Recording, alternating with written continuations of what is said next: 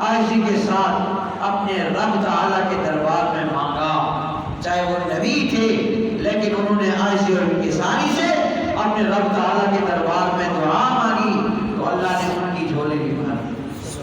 تو ہمیں بھی دعا اللہ تعالیٰ کے دربار میں خالصتاً مانگنی چاہیے اور اللہ ہی کی خوشنودی کے لیے اور خشوع و خضوع کے ساتھ عاجزی کے ساتھ. آج ہم اس مختصر وقت میں جس شخصیت کا تذکرہ کرنا چاہتے ہیں وہ کوئی اور نہیں میرے دوستو بزرگوں، وہ جد الانبیاء اور خلیل اللہ پیغمبر حضرت ابراہیم علیہ السلام. حضرت ابراہیم علیہ السلام اللہ تبارک و تعالیٰ کے جلیل القدر پیغمبر ہیں، شان والے پیغمبر ہیں. اکثریت انبیاء علیہ السلام کی حضرت ابراہیم علیہ السلام کی اولاد میں سے آئے. چلتے چلتے چلتے انبیاء علیہ السلام کا یہ سلسلہ حضرت اسحاق سے چلتا رہا، بہت ہی طویل سلسلہ چلتا رہا. لیکن چلتے چلتے حضرت اسماعیل کی اولاد میں اور اس سلسلے کو باقی رکھا سید الانبیاء حبیب کبریا فخر موجودات کل محمد رسول اللہ بنو اسماعیل میں سے. یہی وجہ ہے کہ یہود و نصارا، یہودی اور عیسائی پریشانی میں تھے کہ وہ آخری نبی ہم میں سے ہوگا، اسی سلسلے میں سے ہوگا. ان کی حسد کا بڑا سبب یہی ہے اور میرے پاک پیغمبر کے ساتھ ان کا حسد اور دشمنی بھی یہی تھی بنی اسرائیلیوں کی کہ وہ آخری نبی بھی ہم میں سے ہوگا، ہماری نسل سے ہوگا. لیکن نانا یہ اللہ نے شرف بخشا بنو اسماعیل کو کہ سید الانبیاء فخر موجودات کل محمد رسول اللہ صلی اللہ علیہ وسلم کو اللہ نے بنو اسماعیل سے قبول فرمایا. حضرت ابراہیم علیہ السلام وہ جلیل القدر پیغمبر ہیں کہ جس گھر میں پیدا ہوئے وہ گھر شرک کا اڈا تھا. والد حضرت ابراہیم علیہ السلام کا جس کا نام قرآن نے آزر بتلایا ہے، مورخین نے تاریخ خاک کے ساتھ یا تاریخ ہا کے ساتھ حضرت ابراہیم علیہ السلام کے والد کا نام بتایا. اور آزر چونکہ وہ بتگر تھا، بتوں کا مجاور تھا، بت بنانے والا تھا، بتوں کی پوجا پاٹ کرنے والا تھا، اس لیے اسے آزر کہا جاتا ہے. اور یہ آزر قرآن پاک نے اسے ابراہیم علیہ السلام کا باپ کہا. قرآن پاک میں اس بات کیا الفاظ وَإِذْ قَالَ إِبْرَاهِيمُ لِأَبِيهِ آزَرَ.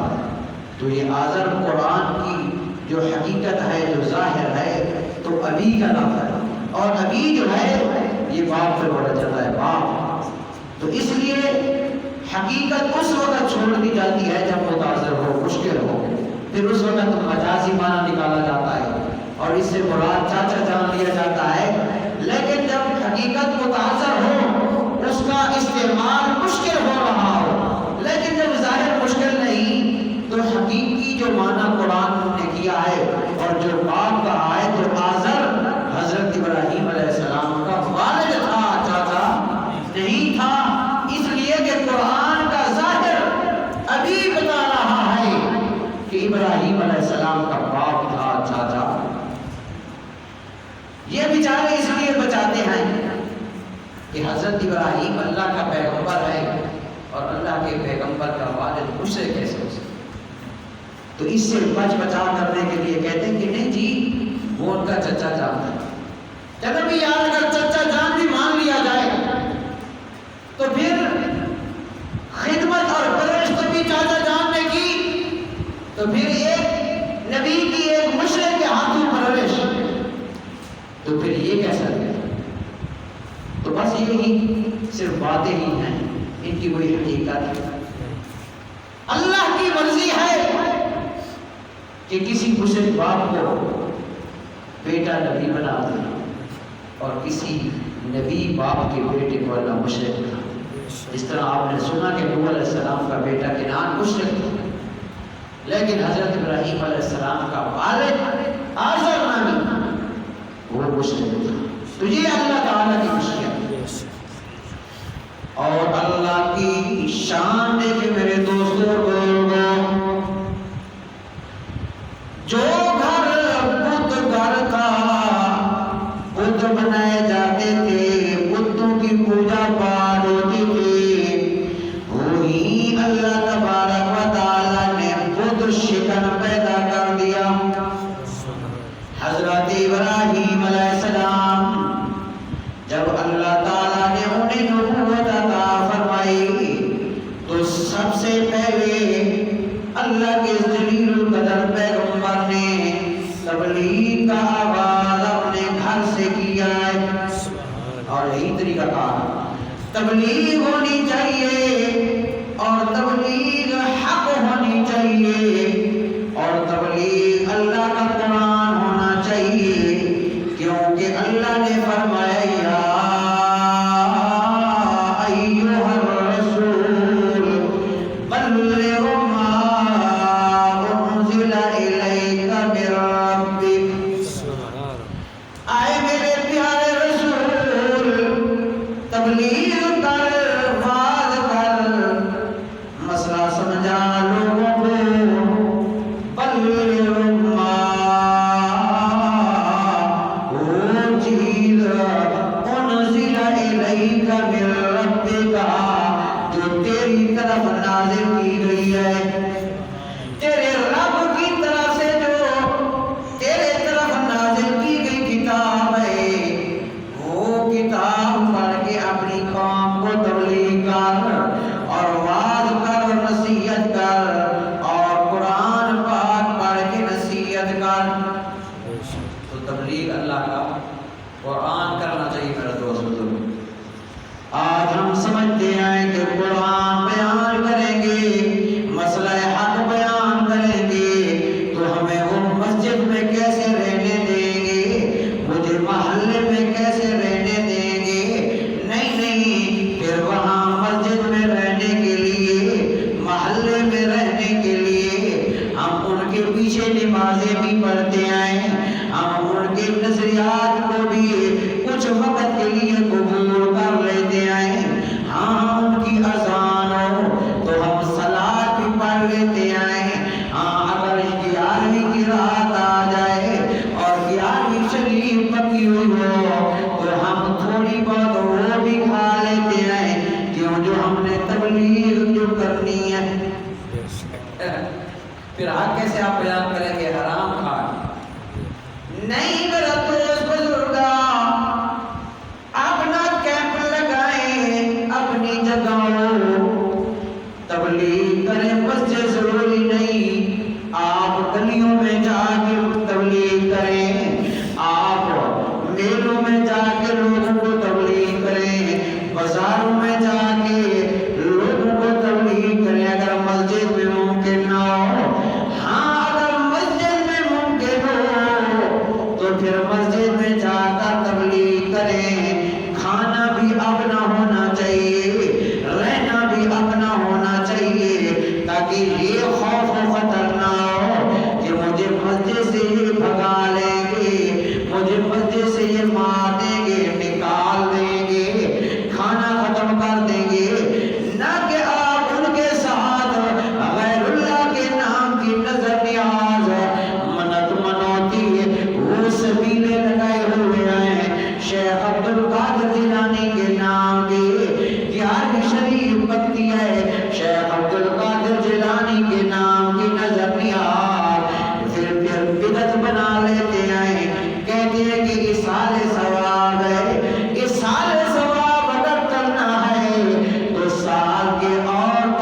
راتوں میں بھی کرے نا اور دنوں میں بھی کرے نا، صرف 11 تاریخ کو کیوں ہوتا ہے؟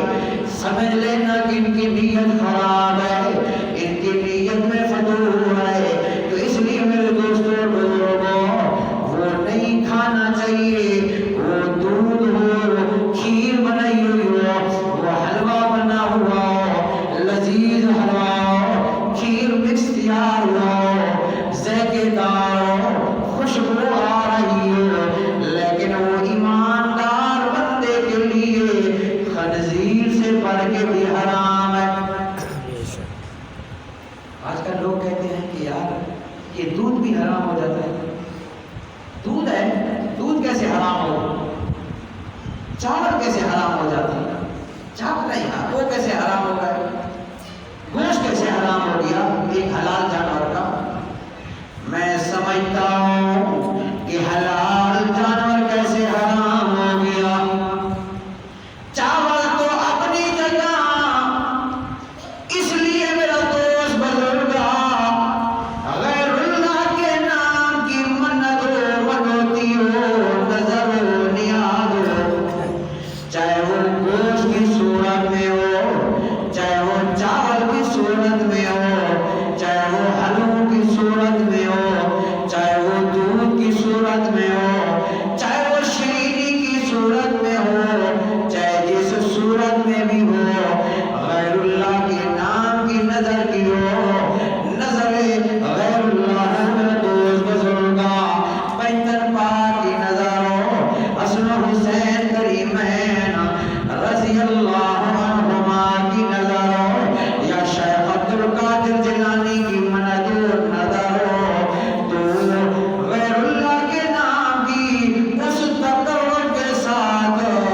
عبادت سمجھتے ہوئے جب بندہ، وہ تو منت منوتی جو تھی وہ تو عبادت تھی، اور وہ عبادت صرف اللہ کی ہونی چاہیے تھی، لیکن یہ عبادت والا حق یہ اللہ کے بندوں میں تقسیم کر رہا ہے، تو وہ منت کا جانور چاہے بھینس ہے یا گائے ہے یا بکری ہے یا مرغا ہے یا حلوہ یا شیرینی ہے، اگر وہ غیر اللہ کے نام کے لیے، تقرب کے لیے، عبادت سمجھ کے اس نے پیش کر دی، تو وہ زندہ جانور ہے تو بھی خنزیر سے بڑھ کے حرام، وہ چاول ہے پلائے گوشت والے ہیں وہ خنزیر سے بڑھ کے حرام، وہ میٹھا ہے یا نمکین ہے، آلہ ہے یا ادنا ہے، تھوڑا ہے یا بہت ہے، یہ قرآن پاک میں اللہ نے 4 جگہوں پہ یہ مسئلہ بیان کیا ہے کہ غیر اللہ کے نام کی نظر نیاز، منت منوتی خنزیر سے بڑھ کے حرام ہے۔ اور آپ یہ خنزیر سے بڑھ کے حرام چیز کھا لیں اور پھر ماشاءاللہ میں تبلیغ کروں گا، اس تبلیغ کا کیا اثر ہوگا، اس آواز کا کیا اثر؟ پھر اس کا تو مطلب یہ ہوا کہ میں زنا کی محفل میں جا کر میں وہی گندے کرتوت کر رہا ہوں، شاید کہ میری بات سن لیں، شاید کہ میری تبلیغ سن لیں، میرا بات سن لیں، میں ناچ گانے کی محفل میں جا کے تھوڑا ناچ گانا کر لوں، شاید کہ میری بات سن لیں، میں سود خوروں کی محفل میں جا کے میں تھوڑا بہت سود خوری کر لوں، شاید کہ میری بات ان تک پہنچ جائے۔ نانا میرا دوست بزرگا، تیرا کام مسئلہ بیان کرنا ہے، وعظ کرنا ہے، تبلیغ کرنا ہے، اسے پکڑ کے نہیں لانا، اسے دعوت دینا ہے، کوئی سنے یا نہیں سنے، کوئی رائے راست پہ آئے یا نہ آئے، تو وعظ کر، مسئلہ بیان کر، تبلیغ کر اور اللہ کا قرآن بیان کر، چاہے سننے والا ایک بندہ بھی رہ جائے وہی کافی ہے، بظاہر اس کے کہ تیرے سامنے سینکڑوں کا وہ جلسہ ہو، تعداد ہو کہ وہ چلے جائیں، وہ ایک کا سننا اس 1000 کے سننے سے بہت بہتر ہے، لیکن مسئلہ حق کا بیان ہو، کھرا بیان ہو، سچا بیان ہو، ستھرا بیان ہو، ہونی چاہیے، نرمی نہیں ہونی چاہیے، تیل لگا کے مسئلہ نہیں بیان کرنا چاہیے، بلکہ کڑک کے ساتھ مسئلہ توحید بیان کرنا چاہیے۔ فاستاب ما تؤمر وأعرض عن المشرکین۔ میرا پاک پیغمبر تو تبلیغ کر، واز کر، بیان کر، مسئلہ بیان کر، یہ بیان کر میرا پاک پیغمبر، کہ پھر اس میں دوسری بات نہ رہ جائے۔ جس طرح ایک شیشہ ٹکڑے ٹکڑے ہو جاتا ہے، نہ ایسا مسئلہ بیان کر کہ لچ لچ نہ ہو، نرمی نہ ہو، شرک علیحدہ ہو جائے، توحید علیحدہ ہو جائے، سنت علیحدہ ہو جائے، بدعات اور رسومات علیحدہ ہو جائے۔ تو اپنی نماز کو خراب نہیں کرنا چاہیے، اپنی عبادات کو خراب نہیں کرنا چاہیے۔ لوگ کہتے ہیں کہ یار چلو پھر ہم ان نماز کو دہرا دیتے ہیں، مسئلہ جو بیان کرنا نہیں، یہ ضروری نہیں۔ دیکھیں یہ ملت ابراہیمی ہے، تبلیغ کر، باز کر، مسئلہ حق بیان کر، اور سب سے پہلے اپنے گھر سے شروع کر۔ 16 سے 12 سورۃ مریم، اللہ تبارک و تعالی نے تذکرہ فرمایا ہے، وَاذْكُرْ فِي الْكِتَابِ إِبْرَاهِيمَ إِنَّهُ كَانَ صِدِّيقًا نَبِيًّا۔ آیت نمبر 41، 16واں پارہ سورۃ مریم شریفہ۔ یہ بیان ہے خلیل اللہ کا، یہ وہ شخصیت ہے جس کی ملت پہ چل کے ہم نے قربانی کرنی ہے، جس کی ملت پہ چلنا ہے، میرے پاک پیغمبر کو حکم دیا گیا ہے، یہ وہ شخصیت ہے۔ اللہ نے ان کا تذکرہ فرمایا ہے، اللہ نے فرمایا میرا پاک پیغمبر وَاذْكُرْ فِي الْكِتَابِ إِبْرَاهِيمَ، یاد کر اور ذکر کر اپنی کتاب مقدس میں تذکرہ ابراہیم علیہ السلام کا، حال ابراہیم علیہ السلام کا، واقعہ ابراہیم علیہ السلام کا سنا۔ إِنَّهُ كَانَ صِدِّيقًا نَبِيًّا، بے شک تھا وہ ابراہیم پیغمبر صدیق نبی تھا، سچا نبی تھا۔ ہر نبی سچا ہوتا ہے، صداقت کے اعلیٰ مراتب پہ ہوتا ہے، اعلیٰ مرتبے اور درجے پہ ہوتا ہے، لیکن یہ لقب حضرت خلیل اللہ کو ملا ہے، صداقت کا لقب، صدیق کا لقب۔ یہ اس لیے ملا ہے میرے دوست بزرگا کہ کہتے ہیں نا کہ سچ وہ ہے جو بندہ اپنے باپ کو بھی کہے، حق گل سچا مسئلہ بندہ اپنے باپ کو بھی کہے اور انہیں بیان کرے۔ تو ابراہیم صدیق تھا، سچا تھا، نبی تھا۔ وہ کیا مسئلہ تھا؟ اِذْ قَالَ لِأَبِيهِ يَا أَبَتِ لِمَ تَعْبُدُ مَا لَا يَسْمَعُ وَلَا يُبْصِرُ وَلَا يُغْنِي عَنْكَ شَيْئًا۔ جب ابراہیم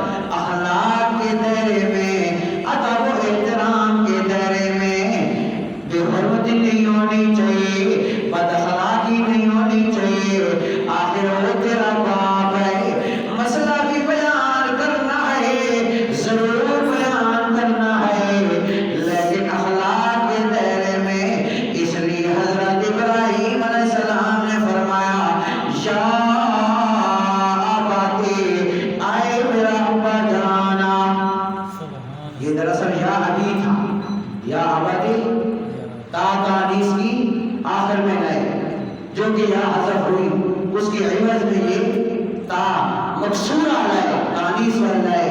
اس لیے یا آبادی یا ابھی تھا آئے میرے ابا جانا لما تعبدو کیوں پوجا پاٹ کرتا ہے کیوں عبادت کرتا ہے تو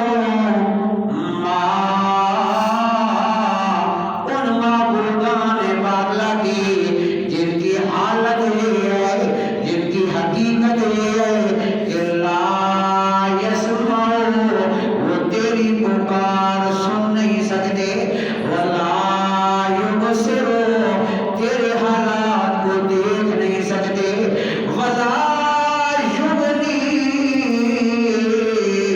عنک شیئا اور نہیں دفع کر سکتے تیرے ساتھ اس مصیبت کو اس تکلیف کو شیئا ذرا بھر. کیوں ایسے معبود بنائے ہوئے آئے کیوں ایسے معبودوں کی عبادت کرتا ہے ابا جانا جن کا خالق تو بنا ہوا ہے جن کی حفاظت بھی تو کرتا ہے. ایک بہت بڑا عالم تھا دریا خان تو ان کے جو آبا و اجداد تھے وہ ہندوستان کے تھے. غالباً والد صاحب ان کا واقعہ سناتے تھے. شیخ یاسین صاحب ان کا نام تھا عالم دین تھے. تو وہ ہندوستان کے تھے اور ہندو تھے. تو یہ جو ماشاءاللہ مسلمان ہوئے پھر عالم بھی ہوئے تو انہیں مسئلہ یہ سمجھ آیا کہ ان کی ماں نے بت بنائے ہوئے تھے. غالباً آٹے کا بت بنایا ہوا تھا. تو یہ اپنے ہاتھ سے بت بنا کے پھر اسے خشک کرنے کے لیے دھوپ میں رکھتے ہیں. پھر ان کی پوجا پاٹ بھی ہوتی ہے. اسے خود ابھی بھی عقل ہے کہ خود ان کا خالق ہے خود ان کا بنانے والا ہے. تو پھر ان کی حفاظت کرنے کے لیے بھی ان کی والدہ بیٹھ جاتی تھی. ایک دن جب ان کی والدہ کسی کام کے لیے ضرورت کے لیے اپنے اس معبود سے تھوڑا ادھر ہوئی تو کتا دیکھ رہا تھا. کتا دیکھ رہا تھا جب وہ اس شخص کی عالم دین کی والدہ جب اپنے معبود سے جسے خوش کیا جا رہا تھا سائڈ پہ ہوئی تو کتے نے دیکھ کر موقع لیا اور آیا اور اس معبود کو اٹھا کر لیا. تو یہ دیکھ رہا تھا اور ان کے دل میں آئی کہ یہ دیکھیں یہ کیا بات ہے کہ اپنے ہاتھ سے بنانا انہیں خشک کرنا اور پھر ان کی حفاظت کرنا الہ کی حفاظت کرنا.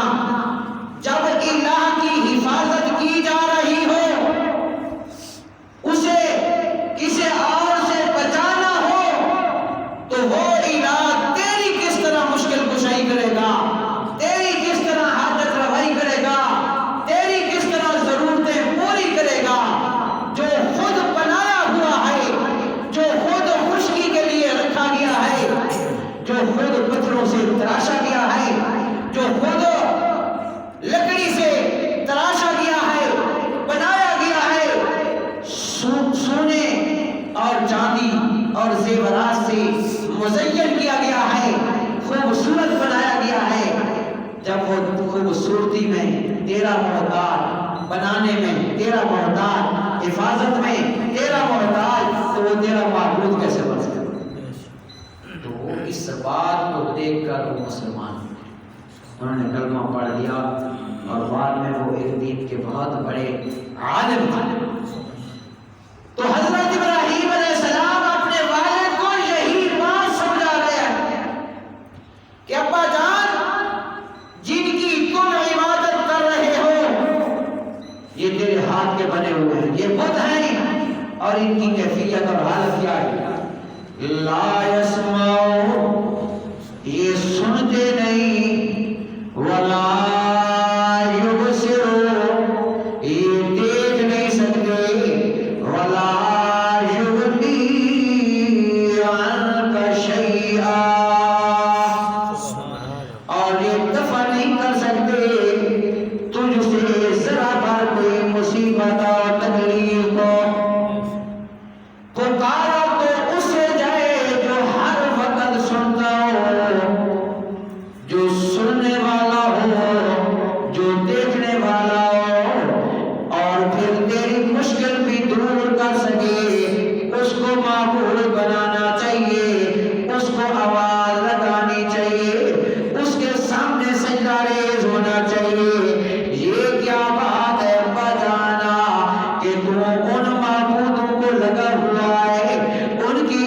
بات جاری ہے جو کچھ بھی نہیں کرتے، سن بھی نہیں سکتے، سننے والا بھی اللہ، دیکھنے والا بھی اللہ، اور مشکل کشا بھی اللہ، حاجت روا بھی اللہ، تو تیری عبادت کے لائق بھی صرف ایک اللہ۔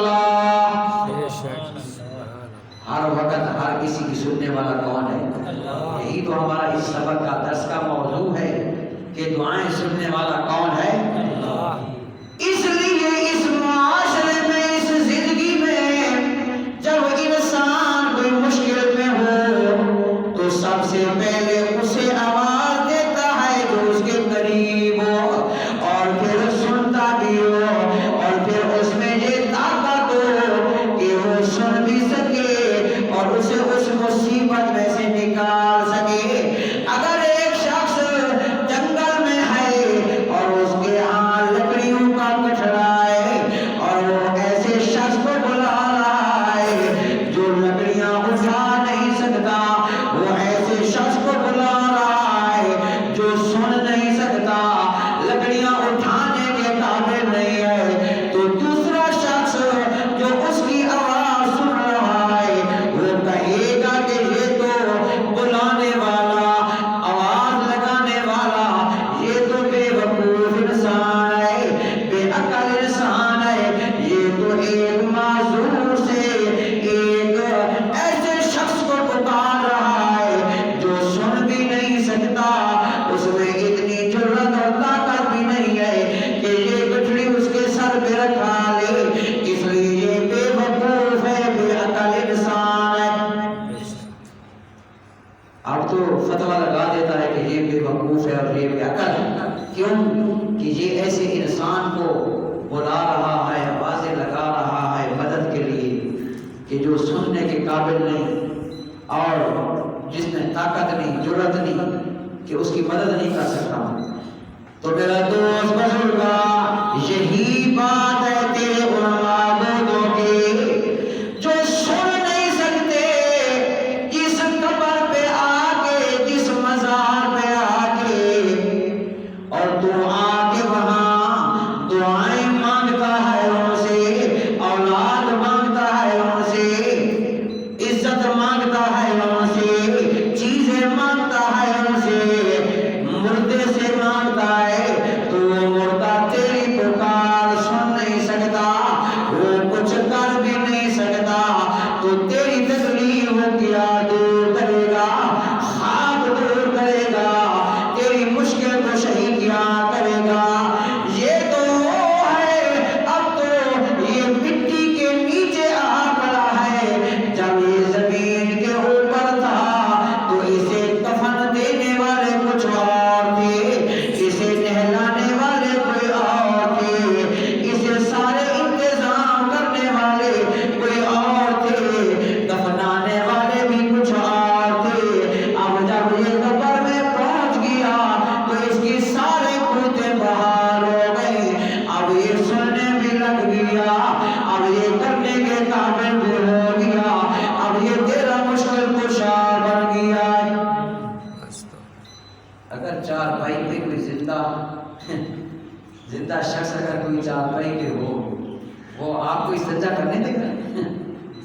اس کے قریب تو جاؤ، منہ کی کھانی پڑے گی، چپل پھینکے گا، لاٹھی برسائے گا، مار دے گا، پھر اس کے قریب تو جاؤ، اور یہ بیچارہ کچھ کر نہیں سکتا، اسے وہ غسل بھی دے رہے ہیں، استنجا بھی دیا جا رہا ہے، اور اسے کفن بھی دیا جا رہا ہے، اور اسے چارپائی پہ 4 بندے اٹھا کے اس کے آخری آرام گاہ تک لے جایا بھی جا رہا ہے، اور پھر بے عقل انسان اسی قبر کے سامنے سجدہ ریز ہو۔ تو یہ بے وقوف نہیں، قبر کا سجدہ کرنے والا، تھلے کا سجدہ کرنے والا، مخلوق کا سجدہ کرنے والا، اسی طرح بے عقل انسان ہے، عقل سے فارغ ہے، جس طرح وہ تیرے معاشرے میں ان کو آواز لگاتا ہے جو سن نہیں سکتے اور جو کچھ مدد کر نہیں سکتے، ایسے یہ بھی بے عقل انسان ہے اور یہ مشرک انسان ہے۔ اور اللہ نے فرمایا ایسے سے اکثر جو ہوتے ہیں لا یعقلون، ان کا عقل نہیں ہوتا. اکثر وہ مشرکین اور اکثر وہ لا یعقلون، کہ ان کی عقل ٹھکانے نہیں ہوتی. عقل ہوتا بھی نہیں، یہی تو وجہ ہے کہ عقل نہ ہونے کی وجہ سے یہ فضول باتیں کرتا ہے. اس لیے اللہ کے پاک پیغمبر نے وہ ضرب لگائی جو آج کا بہت بڑا مسئلہ ہے. تو میرا دوست بزرگا، اگر اپنی قربانی قبول کرانا چاہتا ہے تو ملت ابراہیمی کو اپنانا پڑے گا. ملت ابراہیمی اور عقیدہ ابراہیمی کو اپنانا پڑے گا. عقیدہ ابراہیم سے محبت کرنی پڑے گی، تب آپ ابراہیمی کہلائیں گے، تب آپ حنیفی کہلائے جائیں گے، تب آپ کی قربانی قبول ہوگی. اور وہ مسئلہ یہ ہے کہ ما فوق الاسباب، صرف بات سننے والا اللہ ہے اور کوئی نہیں سن سکتا. مردہ بھی نہیں سن سکتا، قبر والا بھی نہیں سن سکتا، اور بھی کوئی ما فوق الاسباب نہ پکار سن سکتا ہے نہ مدد کر سکتا ہے. یہ وہ مسئلہ ہے جس کی ابتدا ابراہیم پیغمبر نے، خلیل اللہ پیغمبر نے اپنے گھر سے کی ہے، اور سب سے پہلے اپنے والد کو مسئلہ سنایا.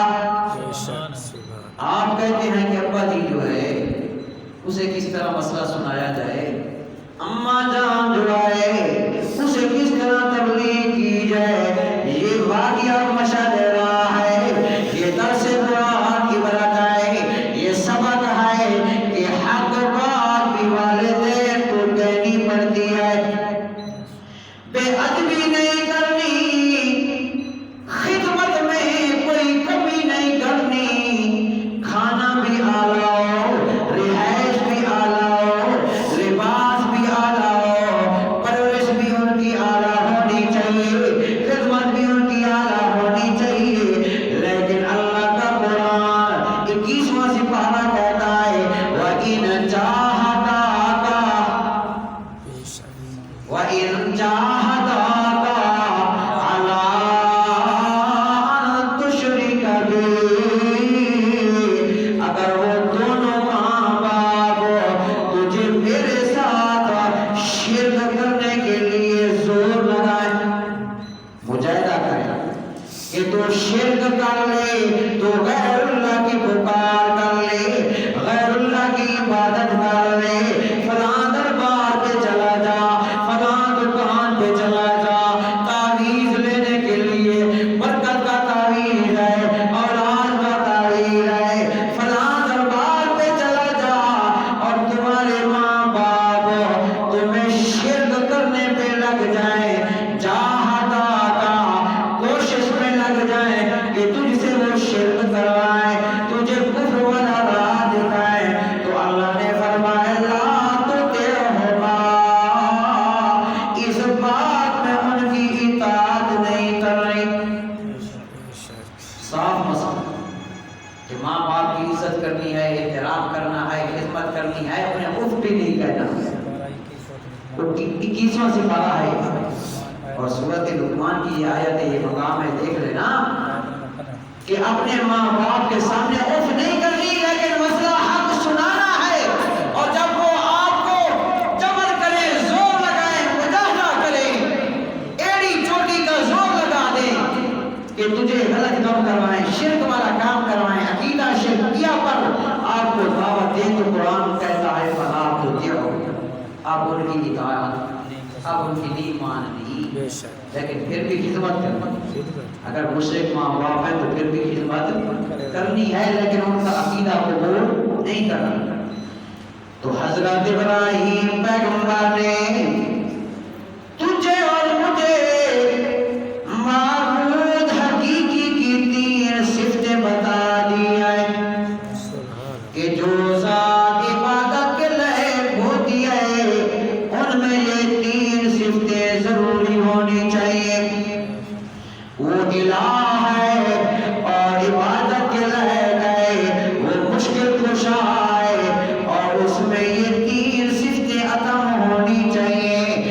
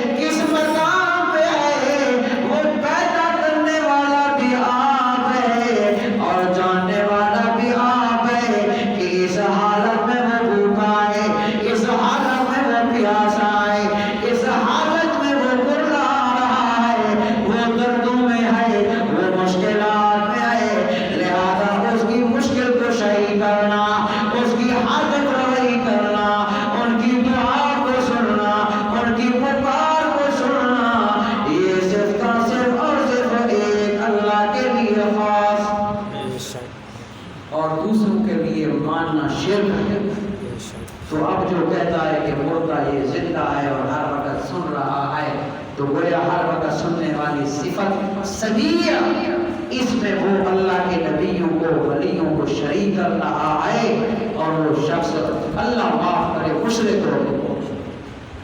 اس لیے میرا دوست بزرگا، لا يسمع ولا يبصر ولا يغني عنك شيئا۔ باپ نے دیکھا اپنے بیٹے کی طرف، کہتے ہیں نا کہ مجھے بڑی ہو گئی داڑھی سے، میرا باپ بننا چاہتا ہے۔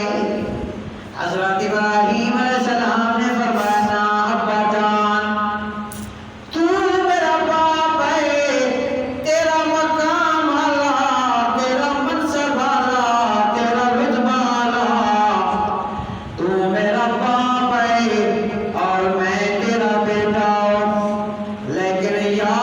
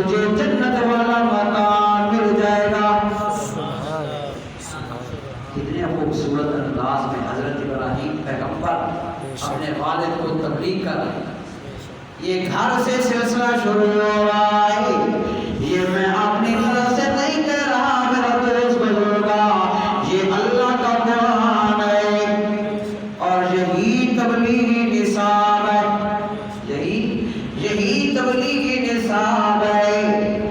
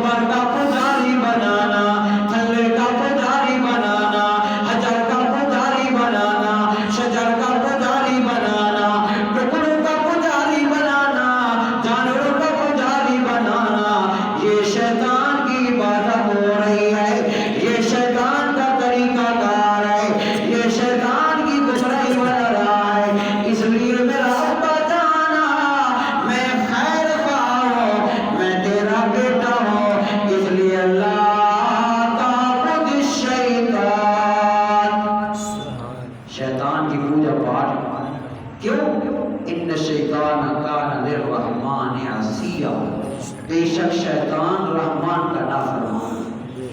جب وہ رحمان کا نافرمان ہے، جب وہ اللہ کا دشمن ہے، جب وہ اللہ کا نافرمان ہے، تو وہ تیرا کیسے خیر خواہ ہو سکتا ہے؟ اس لیے اللہ کے پاک پیغمبر حضرت ابراہیم علیہ السلام نے اپنے والد کو کہا کہ ابا جان شیطان کی عبادت نہ کر۔ اور آج یہی کچھ ہو رہا ہے، شیطان کی عبادت ہو۔ کل والے سبق میں آپ نے سنا تھا کہ شیطان بھی قیامت کے دن اپنی جان چھڑا لے گا۔ وَقَالَ الشَّيْطَانُ لَمَّا قُضِيَ الْأَمْرُ، شیطان بھی تقریر کرے گا اور اپنی جان چھڑا لے گا اور کہے گا مجھ پہ کیوں ناراض ہوتے ہو، مجھ کو کیوں پوچھتے ہو؟ ان اللہ وعدکم وعد الحق، کہ بے شک اللہ تعالیٰ نے تمہارے ساتھ وعدہ کیا تھا، اور اللہ نے سچا وعدہ کیا۔ وہ توحید والا وعدہ تھا، وہ جنت والا وعدہ تھا، وہ آخرت کی کامیابیوں والا وعدہ تھا۔ اللہ کا وعدہ سچا تھا۔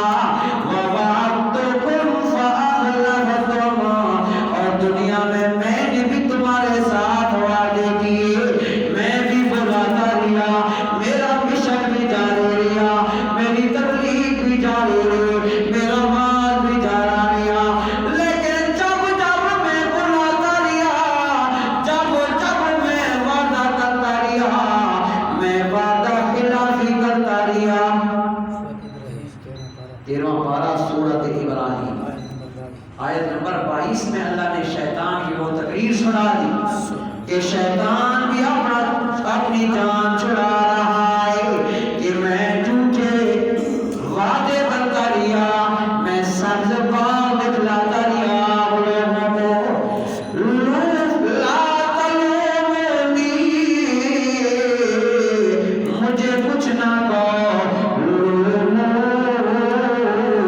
انفسکم، اپنے آپ کو کوسو کہ اب تم جہنمی بن گئے ہو، جہنم کا ایندھن بن گئے ہو، اس میں میرا قصور نہیں ہے۔ میں تو صرف ایک نعرہ لگاتا تھا، ایک آواز لگاتا تھا، ایک نعرہ لگاتا تھا، ایک آواز لگاتا تھا، اور تم بھاگ بھاگ کے آتے تھے۔ سرکس لگی ہوئی ہے، اشتہار بھی نہیں، سال پہلے اعلان ہوتا تھا، تم سال بھر تیاریوں میں رہتے تھے، میلوں پہ آ جاتے تھے، جانوروں کی لڑائیوں پہ آ جاتے تھے۔ اونٹ کا میلہ ہے، وہاں ظلم ہوتا تھا، وہاں بھی آ جاتے تھے، ریچھ کتے کی لڑائی میں بھی آ جاتے تھے، مرغ کی لڑائی ہوتی تھی، وہاں بھی آ جاتے تھے۔ شیطانی محفلیں ہوتی، ناچ گانا اڑیانی بے حیائی فحش، یہ محفلیں لگتی تھی، تم بھاگ بھاگ کے آ جاتے تھے۔ کبھی میں نے کلاشن کوف نہیں تانی تھی، جبر نہیں کیا تھا، کلاشن کوف نہیں تانی، میں نے صرف ایک نعرہ لگایا اور تم نے میرے نعرے کو قبول کر، اور قرآن ہو کے دیتا رہ گیا، آوازیں لگاتے رہ گیا، قرآن پڑھنے والے بلاتے رہ گئے، قرآن کی نہیں سنی، علماء حقہ کی نہیں سنی، اور تو میری آواز میں آ گیا۔ تو یہ شیطان کا حکم ہے، شیطان کا حکم مانا گویا شیطان کی عبادت ہے۔ اس لیے اللہ کے پیغمبر نے کہا ابا جان شیطان کی عبادت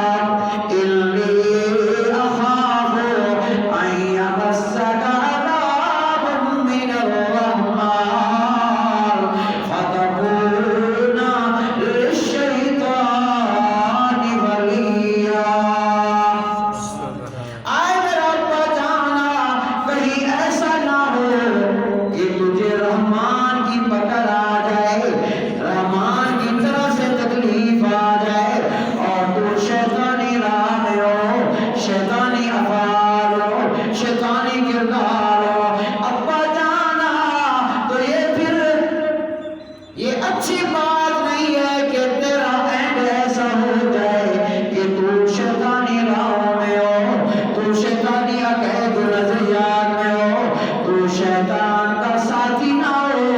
اس لیے اخاف، بے شک میں خوف رکھتا ہوں، این مسکا، یہ جو چھو لے تجھے، پکڑ لے تجھے عذاب الرحمن، این مسکا عذاب من الرحمن، رحمان کی طرف سے کوئی عذاب تجھے پکڑ نہ لے، فتکون للشیطان ولیا، پھر ہو جا تو شیطان کا دوست. میں کہتا ہوں دلی خواہش ہے کہ مرتے جا لیکن شیطان کی دوستی میں نہیں، رحمان کا دوست ہو کر مر تاکہ تیرا جنت میں مقام ہو جائے. شیطان کی راہ کو چھوڑ دے، شیطان کی پوجا پاٹ کو والے سنتا ریا القصہ مختصر. اب اس کا پیمانہ لبریز ہو گیا. کالا راغب انت عن آلہتی یا ابراہیم، لئن لم تنتہی لأرجمنک وہجرنی ملیا. کالا لگتا ہی نہیں کہ تم میرے عقیدے بولو، میرے معبودوں دے بولو، ہاتھ دھوتی کھڑائے، خدا دینا اللہ دینا دینا پیچھے لگاؤ آئے، تو انہاں دے پیچھے لگاؤ آئے، ان کے پیچھے لگاؤ آئے کہ یہ کچھ نہیں کر سکتے، یہ سن نہیں سکتے، یہ مشکل کشا نہیں، یہ حاجت روا نہیں، یہ کچھ نہیں کر سکتے. لگتا ایسا ہے کہ تو ان کا مخالف ہے، ہاں لیکن میرا تو مذہب یہ ہے، میرا تو اعتقاد یہ ہے، میرا تو معبود یہ ہے، اس لیے میرے معبودوں کو چھوڑ، ان کے پیچھے نہ لگا. اگر یہ تے طریقہ نہ چھوڑانا کالا ارجمنک، میں تمہیں پتھر مار مار کے سنسار کر دوں گا. دین کے دشمن کے آگے اور تو کچھ ہوتا دلائل ہوتے نہیں، بس پھر وہ لڑائی کی حالت کہ میں تمہیں پتھر مار مار کے سنسار کر دوں گا. اب مجھے غصہ بہت آئے.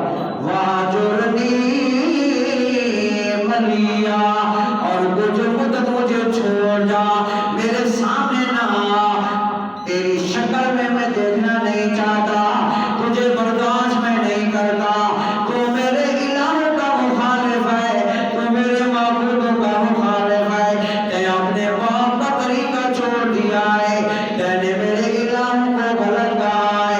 اس لیے اگر تو باز نہ آیا اور یہی لا الہ الا اللہ لگا رہا، ایک اللہ کی عبادت کی دعوت دیتا رہا اور میرے معبودوں کو ہٹاتا رہ گیا، نفی کرتا رہ گیا، تو مجھے غصہ آ جائے گا اور میں تمہیں پتھر مار مار کے سنسار کر دوں گا.